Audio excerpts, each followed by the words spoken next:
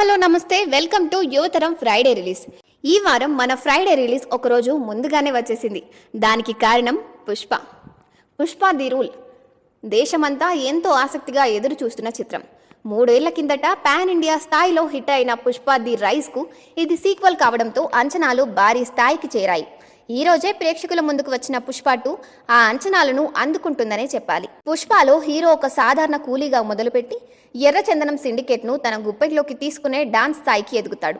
ఈ జర్నీలో చాలా కథ ఉంటుంది.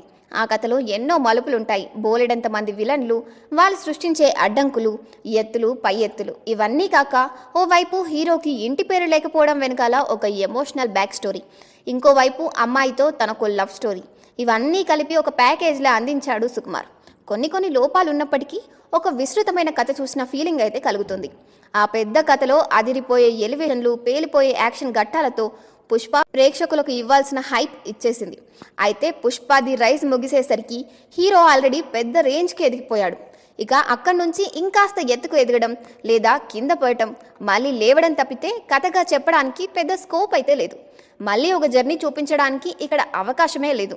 ప్రధాన పాత్ర 0 నుంచి మొదలుపెట్టి ఒక స్థాయిని అందుకునేలా కథను నడిపిస్తే ప్రేక్షకులకు మంచి కిక్కు వస్తుంది.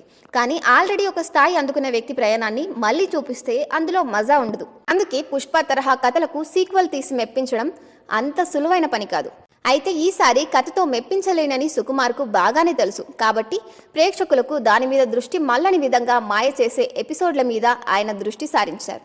ఊపిరి సలపనివ్వని ఎలివేషన్ సీన్లు, ఉర్రూతలూగించే యాక్షన్ ఘట్టాలతో సినిమాను నింపేశాడు. కథ పలుచనవ్వడం ఒకంత నిరాశపరిచిన, మాస్కు పూనకాలు తెప్పించే హై వోల్టేజ్ ఎపిసోడ్ల వల్ల పుష్ప ది రూల్ పక్కా పైసా వసూలు సినిమాలా తయారైంది.